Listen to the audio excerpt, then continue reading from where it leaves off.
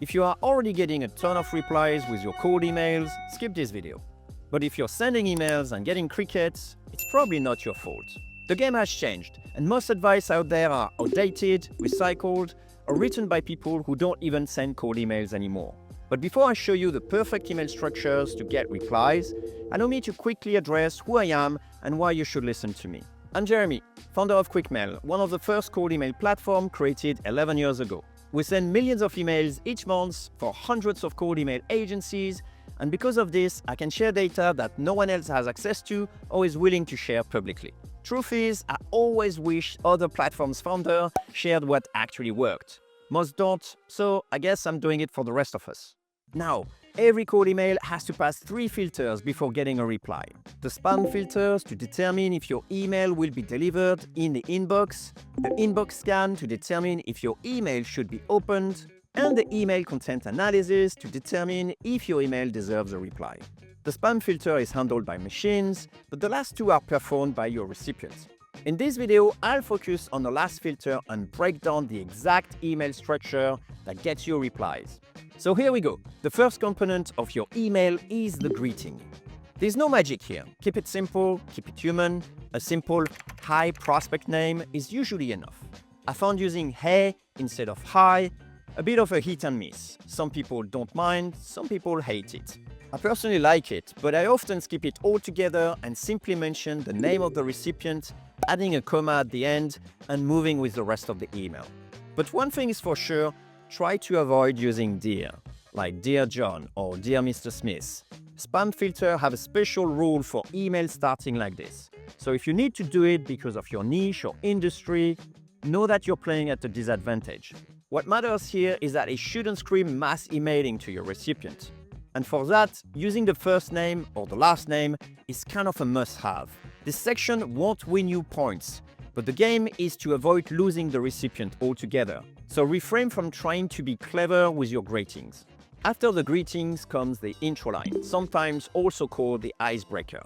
At this stage, if you play it well, your recipient knows what you want to talk about through your subject line and has some idea of who you are through your name, email, domain, and picture. They still wonder why you are contacting them specifically. And the most pressing question in their mind is, why are you contacting me? Or why is this relevant to me? So please don't waste this line on generalities like, I hope this message finds you well, I'll get straight to the point, or even Happy Tuesday. The goal of this section is simply to make the recipient agree to read the next line. Nothing more. Right now, you need to tell your recipients why you're contacting them as fast as possible if you don't want to lose them. So answer it quickly and clearly. For example, I was looking for chiropractors in the neighborhood. Or, I'm coming to Austin next week to meet other e-commerce founders. Or, reaching out to marketing agencies specialized in paid ads. Specificity rules here. Nobody is falling for fake phrases like, you're trying off your product or love your podcast anymore. And a sure way to blow the intro line is to use AI personalization. The intro line is probably the most important line in your email, and yet people blindly rely on AI to generate thoughtful intro lines. Your recipients are no fool, especially in 2025. I'm sorry, but the free lunch is over. Check out my video on how to avoid sounding like AI if you insist on using AI in your email. A good way to nail the intro line is to build rapport, especially if it also explains why them in particular. For example, as a fellow SaaS founder in the medical industry, Or, I couldn't help but notice that we both went to Berkeley. Or, looks like we have a lot of common friends in the SEO space. But if you can, one of the most effective ways to score points at this stage is to name drop people they know and borrow their trust. Something along the lines of, Richard Parker mentioned I should reach out to you. Or, Sarah Parker dropped your name in a call last week. But please be specific and avoid fake claims, like one of your clients suggested I should reach out to you.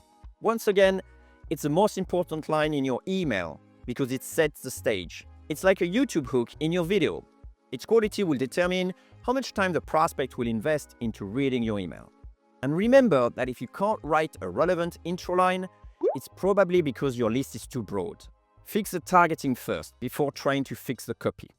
Alright, assuming you aced the intro line, you'll be granted permission to pitch your value proposition.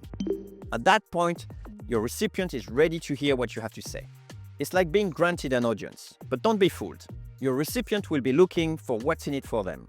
And sadly, at this stage, most emails turn into a big wall of text focused on the product or service the sender is trying to sell. And that's a big mistake. For a reply to happen, value must be exchanged. And there is no value unless the recipient sees value in engaging with you. Is your pitch worth their time reading and replying? Every extra sentences count, and it's easy to lose them. So build on your offer, but keep it tight. If you have multiple points to express, rely on follow-ups. It's much safer, and it will help you pinpoint what resonates with your prospects better. If you use claims, keep an eye on authority and use social proof. There's a lot to cover here, so I made a separate video to break down all the influence principles and how they apply to cold email to make your message irresistible. The key here is that you don't get to decide what is valuable. Your recipients do. That's why good targeting beats clever copy every time. If your message is going to the right person, the value will feel obvious and relevant. If not, it will be like swimming upstream. Hard. If you've done a good job highlighting what's in it for your recipients, they will be ready to take the next step. You don't want to leave it to chance. That's why a well-crafted call to action, CTA, is important. It's all too easy for your recipients to postpone the reply and forget about it. They may be on their mobile phone, at the restaurant, in traffic, at the gym, and have no time to craft a thoughtful response. Side note, let me know if this is of interest to you. It's not a call to action. It's a cry for help. You need to tell your recipient exactly what they should do and remove as much friction as possible. But bear in mind that the level of commitment you're asking for needs to match your recipient's interest. For example, asking them to fill out a long form before they can book a time with you when they are mildly interested in knowing more about your product will not work. And try to be mindful. Is Tuesday next week working for you? Will require them to look at the calendar and think deeply if that's even worth it. On the other side, reply yes and I'll send you the list. Allow you to gauge their interest without asking for a big commitment. So pay attention to the quality of your responses and adjust your CTA accordingly. But never skip it, because if you don't ask, they won't act. Next on the list is a signature. At this stage, most people think they are done with their email, but that's a big mistake. It's a fantastic opportunity to build credibility and slip in social proof and authority without sounding like you're bragging. Your signature should help answer questions like, who's this person anyway? Or, is this person even legit? Prospects will trust their judgment and intuition far more than anything you can tell them in your email. Appeared on national TV as an expert? Place a link. Wrote a book? Place a link. Recognized as the best software in your category? Place the logo. Have a killer LinkedIn profile? Place the link. But Jeremy, all cold email experts are telling me that links and images have an impact on deliverability. To which I reply by asking if you're getting enough replies. Because replies are the best deliverability boost. It's useless to follow best practices if everyone sees your email but no one replies to you. Just make sure that each link or image boosts your reply rate. Don't add them all at once, hoping one will stick. And avoid temptation to add links for vanity reasons or images nobody cares about. So use A/B testing and be ruthless in assessing which one has an impact and which one doesn't. Finally, consider adding a physical address. It makes things more legit and separates you from people trying to start a business in their dorm room. Depending on who you contact or services you provide, it may play a big role, especially if you can play the local card. Next on the list is adding a PS. It's optional, but it's your chance to score extra points, and not adding one feels like lazy these days. Essentially, it's a nice opportunity to show a bit of personality and build rapport. It doesn't have to be linked to your value proposition or what you offer. Think of it as a quick moment to remind the reader that you're human and genuinely want to open a conversation. For example, PS, kudos on your marathon. I just completed my first 10K race. Or, PS, congrats on raising your Series A. It must be a crazy quarter. Some will say it's hard to do, but if you optimize your list for it, you can send the same PS to everyone. People want to do business with people, and having a PS just helps. At this point, you may think that you're done, but there is one more thing you want to consider.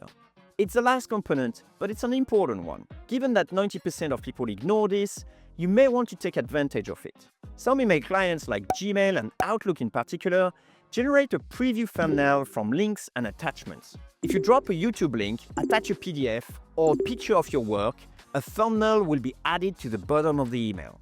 It's subtle, but it may nudge the recipient into checking more information about you or your product or your service. So make sure the thumbnail looks good and trigger curiosity.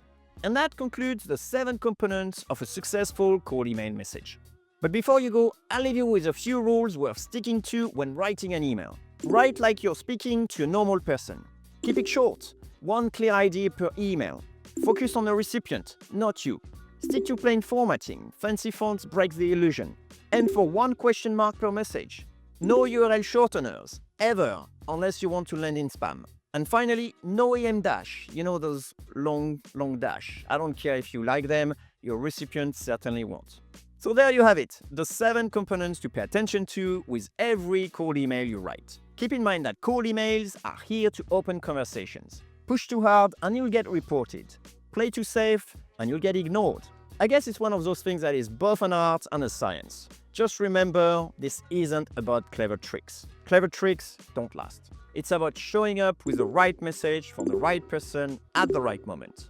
And if you need a reliable tool that won't crumble under pressure, give QuickMail a go. It's built for people who care about deliverability, getting replies, and repeatable processes. And if you find this useful, hit subscribe. I may not be the most entertaining person on YouTube, but I'll do my best to share what I know and what's working with cold outreach today.